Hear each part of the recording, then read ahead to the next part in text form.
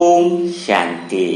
दुआओं के सेशन में आप सभी आत्माओं का स्वागत है। सबसे पहले तो आज मनसा ग्रुप की बीके वैष्णवी बहन और बीके विजयानी बहन दोनों को जन्मदिन की ढेर सारी बधाइयाँ सारे मनसा सेवा ग्रुप की तरफ से और बाबा की तरफ से।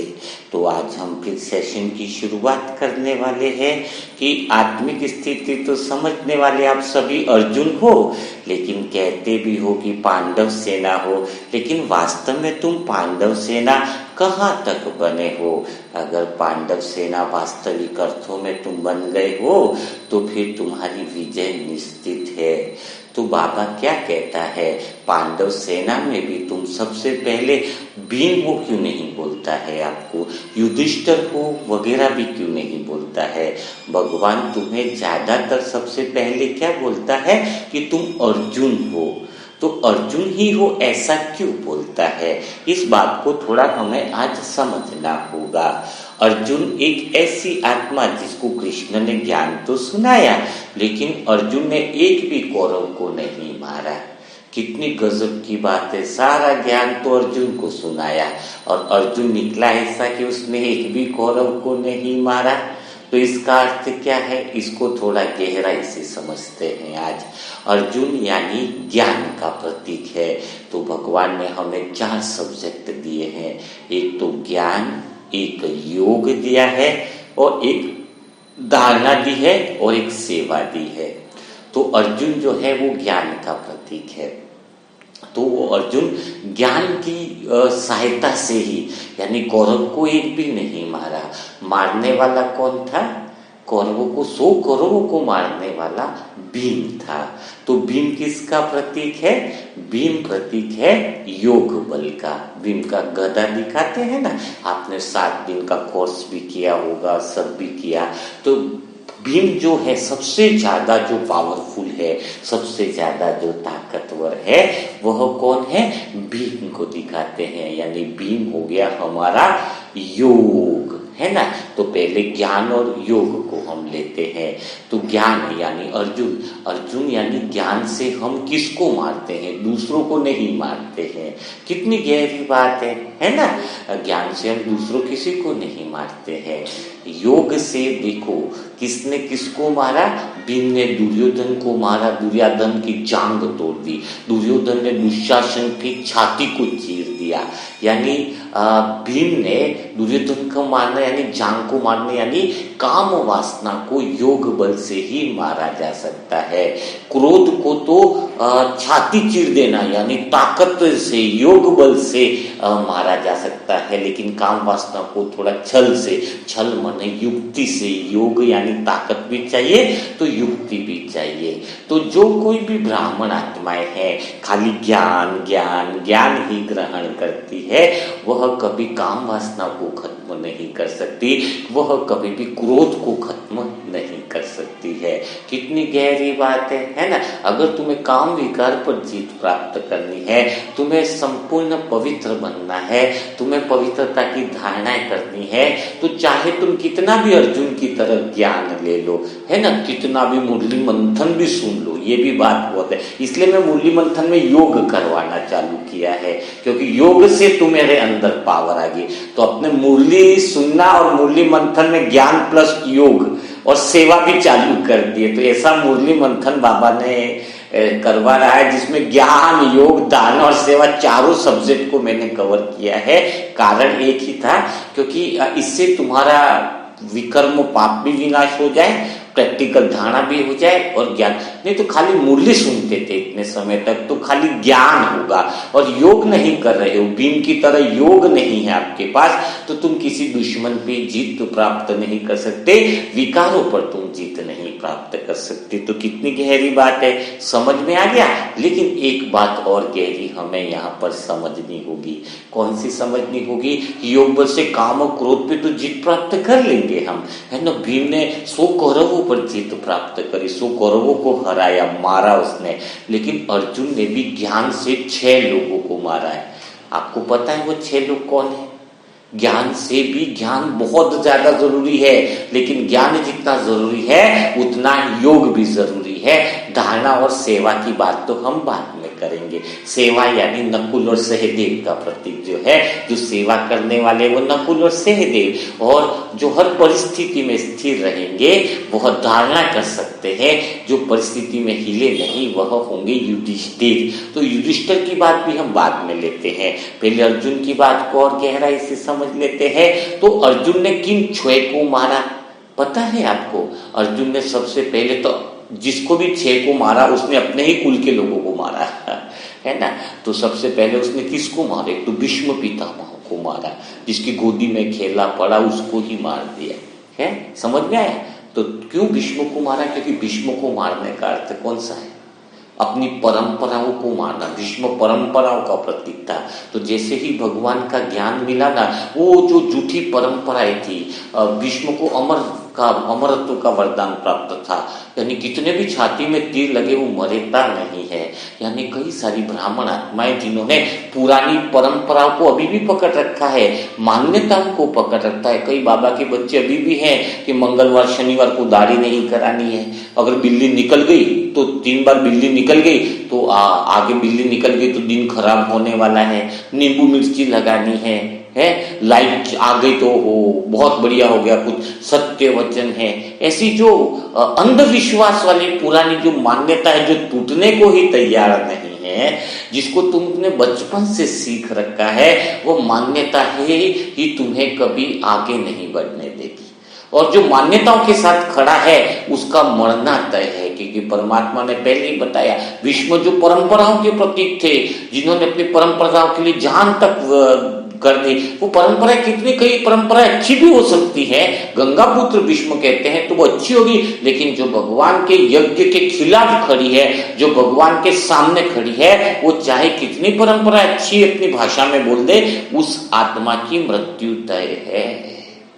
तो उन परंपराओं को जिसने विजय प्राप्त कर ली है, जिसने परिवारवाद की विचारधारा को तोड़ा है, सिर्फ परमात्मा की बात जो है उसको जो मानता है, वही सच्चा अर्जुन हुआ, वही सच्चा ज्ञान को धारण करने वाला हुआ, जो यज्ञ की तरफ खड़ा है, जो भगवान की तरफ खड़ा है। और मान्यता जो है पुरानी मान्यता है, रूढ़िवादी मान्यता है, समाज की मान्यता है, ऐसा नहीं तो वैसा करना पड़ेगा, वैसा नहीं तो वैसा, 10 दिन की मृत्यु होगी तो बाल कटवाने पड़ेंगे, ये सब कुछ जो है वो मन ने, लॉजिकल माइंड ने, मन को सजेशन दुनिया वालों ने दे रखे हैं, और जो उसके हिसाब से चलता है वह कभी विजय नहीं प्राप्त कर सकता है। वो तो कभी कहने का पांडव बना है बाबा का बच्चा, बाकी अंदर तो कभी कौरव बन रहा है और कभी पांडव बन रहा है। तो अर्जुन यानी पहला जिसने परंपरा को तोड़ दिया है, परंपरा वाले भीष्म को ही मारा। दूसरा द्रोणाचार्य, द्रोणाचार्य जिसने बचपन से इसको सिखाया है कैसे करना, क्या करना, हर चीज उसको सिखाई, लेकिन भगवान का ज्ञान मिलने पर समझ में आया कि वो सारी शिक्षा ही भी गलत है। जो सीखा वो गलत है, जिसकी गोद में पला बड़ा सब कुछ किया, वह शिक्षाएं भी सारी गलत है। तो उसको भी क्या किया अर्जुन ने? द्रोणाचार्य को भी वध किया। यानी हम आत्माएं क्या द्रोणाचार्य यानी उसको वध कर सकते हैं? वध यानी जिन टीचरों से, जिनके द्वारा हम समाज के संस्कार लिए, वो संस्कार एक्चुअल में हमें डुबाने वाले हैं, वो संस्कार हमें देहभान की तरफ ले जाने वाले हैं, वो शिक्षाएं हमें डुबाने वाली है। जिसको आत्मा को यह समझ मिल जाए, वो चाहे कितने भी करीबी आत्मा ने हमें सिखाया, वो चाहे हमें लौकिक पिताजी भी क्यों न हो, गलत तो गलत ही होगा। सत्य तो वो होता है जो परिवर्तनशील नहीं होता है, सत्य वो होता है जो बदलाव नहीं है, सत्य जो बदलता नहीं, वही सत्य। सत्य वह होता है जिसको सारी दुनिया माने, है ना। तो हमें सत्य का साथ तो देना ही होगा ना, है। असत्य कौन है? असत्य वह है जो निरंतर बदलता रह रहा है, असत्य वो जिसको सभी लोग नहीं मानते। अभी सत्य जैसे आत्मा सत्य है तो सत्य नहीं, हिंदू की आत्मा है, मुसलमान की अलग है, ऐसा तो नहीं है ना। सत्य वो जो सबके लिए समान हो, उसको कहेंगे सत्य। तो आपको डिसीजन लेना है कि आपको वो द्रोणाचार्य यानी की तरफ खड़ा होना है। कुल गुरु कृपाचार्य के खिलाफ अर्जुन खड़ा, क्योंकि अर्जुन ने किसी कौरव को नहीं मारा, सभी अपने कुल को ही मारा है। कहने में तो हाथ उठा लेते अर्जुन है, हम सभी अर्जुन है, और जब पोल खुलती है तो एक भी अर्जुन के गुण नहीं दिखते। बाबा को किनारे कर देते। समाज की बात आई, परंपराओं की बात आई, रीति रिवाज की बात आई, घर की बात आई, गांव की इज्जत की बात आई, रेपुटेशन की बात आई, तो सब हाथ ऊंचे कर देते। मेरे सामने भी आई थी ना बात, पर मैंने पीछे नहीं देखा। विसंगम में मैं आगे बढ़ा, तुम्हारी परंपरा है तुम्हें मुबारक, गांव में 200 लोगों की इज्जत है वो तुम्हें मुबारक, मैं तो चला अपने परमात्मा की राह, क्योंकि भगवान के खिलाफ जो खड़ा होगा वो सब मरने वाले हैं, सब मरने वाले हैं, किसी की सदगति नहीं होने वाली। सिर्फ सदगति उसी की होगी जो परमात्मा की राह पर चलता है। तो कुल गुरु कृपाचार्य को भी छोड़ना पड़ेगा। अर्जुन ने उसको भी मारा। अर्जुन ने खुल के बड़े भाई कर्ण को भी क्या कर लिया, स्वाहा कर लिया। कर्ण यानी कौन? कर्ण पांडव का ही बड़ा भाई था, बड़ा वो शूरवीर था, बड़ा वो था, लेकिन कर्ण की एक ही कमजोरी थी। क्या कमजोरी थी? कर्ण की कमजोरी थी कि वो कानों का कच्चा था, किसी की बातों में आ जाता था, किसी के बहकावे में आ जाता था, किसी के विश्वास बातों पर भरोसा कर लेता था। बहादुर बहुत था कर्ण, अर्जुन से भी ज्यादा ताकतवर था, लेकिन वो कृष्ण के खिलाफ खड़ा था, भगवान के खिलाफ खड़ा था। जो यज्ञ के खिलाफ हो जाए, जो शिव बाबा के खिलाफ खड़ा हो जाए, चाहे वो कितना ताकतवर क्यों न हो, कितना भी अपने आप को सही क्यों न बोले, उसका मृत्यु या उसका पतन निश्चित है। तो कर्ण देखो एंड टाइम पे उसका पहिया धस गया। जो बाबा के बच्चे भी कई सारे कर्ण हैं, जो दान देते हैं, जो भगवान के यज्ञ में सेवा करते हैं, लेकिन कानों के कच्चे होने के कारण बुराई करने लग जाते हैं। और ऐसा होता है, सेवाओं पर शक करने लग जाते हैं, ऐसा होता है क्या? तो जो सेवा पे शक करे, जो ऐसा करे, तो हम तो समझ लेते हैं कि वह सब कौन है? वह सब कर्ण है। उनको हम बाहर की तरफ देखते हैं, यज्ञ की तरफ जो खड़ा नहीं है, जो भगवान की तरफ नहीं खड़ा है, जो दूसरी सेना में खड़ा है, चाहे वो कितना भी सही लगे, चाहे परिवार का सदस्य भी क्यों न हो, अगर वो भगवान के खिलाफ खड़ा है तो उसका अंत निश्चित है। और अंत भी कैसा होगा?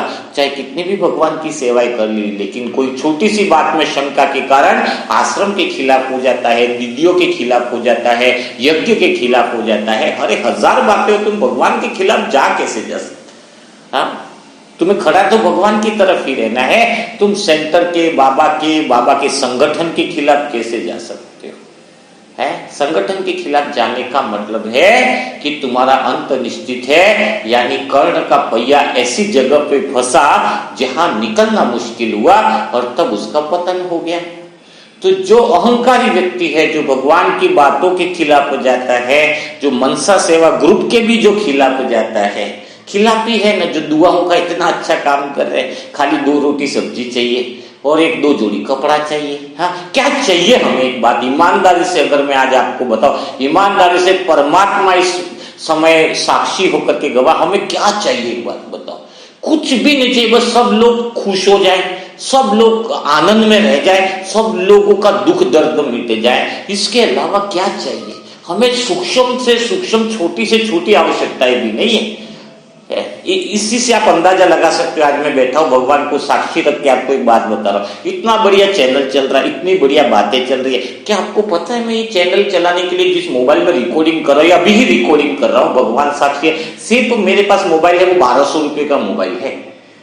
कौन सा? वो भी मैंने 1200 रुपए को मतलब 3-4 साल हो गए होंगे, और 1200 रुपए के मोबाइल से सभी चैनल चल रहा है। हाँ, अभी वर्कशॉप करना पड़ेगा तो कुछ अलग, थोड़ा सा बड़ा कुछ लेना पड़ेगा, ये भी बात सत्य है। तो लेकिन जो आप जब का या कुछ करते तो वो उसी में ही लगता है, किसी का कुछ का 1 रुपया भी इस्तेमाल नहीं होता है। तो इतने छोटे से भी हमारी आवश्यकता नहीं, हमारे जिस चीज से हमारा काम चल रहा है उसको हम तब तक यूज करते हैं है कि यज्ञ का 1 रुपया भी कहीं भी व्यर्थ न जाए, वेस्ट न जाए। तो हम कौन है? हम सच्चे अर्जुन हैं। हमें कर्ण कभी मत बनना। अगर तुम कर्ण बन गए, भगवान के खिलाफ गए, यज्ञ के खिलाफ गए, मनसा सेवा ग्रुप की तरफ से या किसी भी बाबा के सेंटर के खिलाफ भी गए, श्रीमत के खिलाफ गए, तो कर्ण बन जाएंगे। और कर्ण बन गए तो पतन हमारा क्या हो जाएगा? चालू हो जाएगा। तो अभी हमें क्या 2 बातें तो समझ में आई है कि हमें अर्जुन तो है, लेकिन हमें परमात्मा की बातों पर रहकर, सत्य के साथ में रहकर, हमारे कुल के ही जो द्रोणाचार्य हैं, जो कृपाचार्य हैं, जो हमारे वरिष्ठ कर्ण जो हैं, है ना, उन्हीं आत्मा भीष्म पितामह है जिनके साथ हमें, परंपराओं के साथ हमें जो लड़ना है, तो वो सारी चीजों से हमें जीत प्राप्त करनी। किंचक बताते हैं अर्जुन ने वो किंचक जो बुरी दृष्टि से वो करता था, तो यह सारी बातों के गुण जो है वो किसके अंदर चाहिए? हमारे अंदर चाहिए, तब हम कहेंगे सच्चे अर्जुन। तो अर्जुन की बात समझ में आएगी, ज्ञान का प्रतीक। ज्ञान अर्थ क्या है? जो कामनाओं पर जीत प्राप्त करे, जो झूठी परंपराओं पर जीत प्राप्त करे, जो झूठी मान्यताओं पर जीत प्राप्त करे, उसको कहेंगे सच्चा अर्जुन। ठीक है, पहली बात क्लियर हो गई।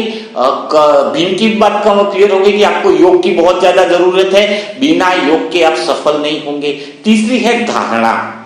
धारणा का अर्थ क्या हुआ? धारणा यानी युधिष्ठिर का प्रतीक। युधिष्ठिर कैसा है? एकदम हर बात में स्थिर रहता है, सबकी बात को सुन लेता है। तो क्या आपके अंदर ऐसी धारणा है या नहीं है? अपने आप को चेक तो करो। चेक करने का मतलब है, धारणा का अर्थ क्या है? जरा एक बात ध्यान से सुनो। परमात्मा ने हमारा टाइटल कौन सा दिया है? युधिष्ठिर बनना है ना, धारणा हमारी पक्की हो। तो युधिष्ठिर ने टाइटल कौन सा दिया? हमारा भगवान ने टाइटल कौन सा दिया है?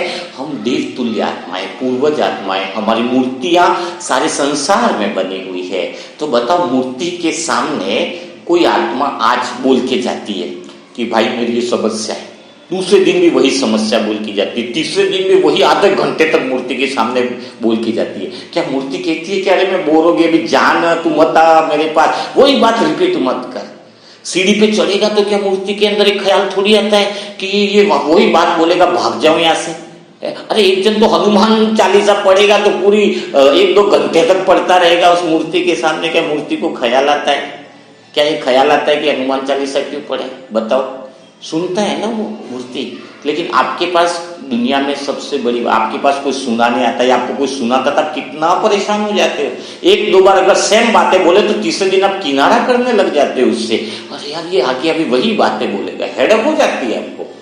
क्या आपके अंदर क्या वो सुनने की क्षमता है? क्योंकि दुनिया में पता है आपको आज सबसे ज्यादा जरूरत क्या है पता है? आप अगर किसी की आधा घंटा बातें सुन भी लोगे ना, 2-3 भी सुन लोगे, हाँ में हाँ मिलाओ, कोई सलाह मत दो, कोई मशवरा मत दो, अगर आपने सुन भी लिया ना तो वो रिलैक्स हो जाता है, वो गहरी शांति का अनुभव करने लग जाता है। आज दुनिया में आपको कोई सुना रहा है अपना दुखड़ा, तो भी आप बहुत बड़े ऊंची स्टेज में रहने वाले हो। क्योंकि साधारण कोई गली में फटे पुराने कपड़े हैं, गरीब है, उसको जाके तो कोई नहीं सुनाता है कि मेरी दुखड़ा है, मेरी समस्या है। सुनाता किसको है? जिससे उसको इज्जत करता है, जिससे उसको उम्मीद है। यानी हम आत्माएं जो है, हमारी कौन सुनता है? हमारी एक ही जन सुनता है। हम भाग्यशाली है कि हमारी भगवान सुनता है, हमारी हर बात को, हमारी हर दिल की बात को, हमारी हर भावनाओं को भगवान सुनता है। तो हम भी कितने भाग्यशाली हैं कि लोगों की हम सुनने के लिए लायक बने। लोग हमें सुना करके जा रहे हैं, ऐसी ऐसी परेशानियां हैं, ऐसी ऐसी तकलीफें, तो हम कितनी उच्च स्थिति अवस्था का अनुभव करो कि हमें लोग ये सोचते हैं कि इनको कोई बात बताने से हमारा जीवन हल्का हो जाएगा। एक भाई है, डेली 15-20 मिनट तक मुझे वही पूरी बातें सुनाता है। फोन अटेंड कर, आपने देखा होगा सभी आत्माओं ने, लगभग मैं फोन सबके अटेंड करता हूँ, मैसेज का जवाब देता हूँ। अगर मैं उस समय बिजी हूँ तो बाद में भी देता हूँ। लेकिन ऐसा तो नहीं है कि ग्रुप बहुत बड़ा है, सबके मैसेजेस आ रहे हैं तो मैं बात नहीं करूँ। और जिससे भी बात करता हूँ उससे बहुत रिलैक्स से बात करता हूँ, है ना। अगर आपको ईमानदारी से बताऊं तो मुझ आत्मा की जगह एक दिन अगर आप फोन पे रह जाओ ना, एक दिन सारे ग्रुप को हैंडल करने की अवस्था पे बैठ जाओ ना, आप दूसरे दिन बोलोगे अरे बाबा इतनी सारी आत्माओं को कैसे मैं ध्यान रखूं। ये मैं अहंकार की वजह से नहीं बता रहा हूँ। परमात्मा हमें इतनी शक्ति देता है, हम सूक्ष्म फरिश्ता रूप में हम अपनी कर्मेंद्रियों को फैलाएं और हमारी क्षमता को बढ़ाएं। हमारी क्षमता को बढ़ाए हम बहुत, और जिसके साथ बात करो वो 100% रिलैक्स होके बात करो। ये गुण हमारे अंदर होने चाहिए, वो विशेषताएं हमारे अंदर आने। जैसे मैं आत्मा किसी से भी बात करूं तो आपने देखा होगा, अगर आप लोगों से किसी से बात होती है तो उस समय लगेगा कि मैं आप ही के लिए बात कर रहा हूं, और उस समय मेरी बुद्धि में और कोई बात नहीं चलेगी। सिर्फ आप ही से बात करूंगा, क्योंकि प्रेम है, मुझे भी अच्छा लगता है। ब्राह्मण परिवार के बिना जीवन नहीं। ये आप जो परिवार मिला है परमात्मा ने दिया है, वो इतना प्यारा परिवार दिया है कि इसके बिना जीवन की कोई कल्पना नहीं हो सकती, क्योंकि इतनी श्रेष्ठ महारथी आत्माएं आपको जो मनसा सेवा के उपयुक्त बनी हो। तो मूर्ति जैसे सबकी बातें सुन लेता है, कभी भी ये नहीं बोलता कि मैं नहीं सुनूंगा, कभी कितनी बार भी कोई सुनाता है। तो वैसी शक्ति आप अपने अंदर पैदा करो कि आप सबकी बातें सुनो। जब आप सबके दिल के दुखों की बातें सुनोगे ना, तो भगवान तो आपकी बात बिना कहे सुन लेगा, क्योंकि भगवान बहुत प्यारा है। वो कहता है मैं किसी का काम नहीं करता, और काम सबके कर देता। वो सबके मकान बना देता, शरीरों को ठीक कर देता, सब कुछ कर देता है वो। तो इसलिए हमें जो है वो यह गुण, युधिष्ठिर वाला गुण भी हमें धारण करना होगा। कल हम सेवा वाला गुण भी धारण कैसे करेंगे उसके बारे में बताएंगे। तो आज हमारा बुधवार है, तो आज हम विश्व की सारी आत्माओं को सुख और शांति का संदेश देते हैं। सारे विश्व की आत्माओं को हम सुख शांति के वाइब्रेशन पहुंचाते हैं। सारी दुखी आत्माओं के लिए भी हम वाइब्रेशन पहुंचाते हैं, और इसीलिए आज हम हर बुधवार को पहुंचाते हैं। इसीलिए आज बाबा ने हमें सुबह मुरली मंथन में फरिश्ता स्वरूप का अनुभव करके सब तक सुख शांति के वाइब्रेशन पहुंचाने के निमित्त बनाया। जिन आत्माओं ने सुबह का मुरली मंथन नहीं सुना हो, बहुत अच्छे से सुन ले, ताकि विश्व की आत्माओं के प्रति हमारी जो जिम्मेदारियां हैं, भगवान ने हमें इस लायक बनाया है कि हम सबको सुख शांति आनंद की किरणें पहुंचा सके। तो हमें आज सारे विश्व की आत्माओं के लिए दुआ करनी है, उनको सुख और शांति के वाइब्रेशन देना है। जो नई आत्मा है उनके लिए व्हाट्सएप नंबर है 7202921969, और इस नंबर पे वर्कशॉप के लिए भी वही आत्माएं 15 तारीख से वर्कशॉप का अर्थ है कि उनको पर्सनल, हर एक आत्मा को पर्सनल ट्रेनिंग दी जाएगी।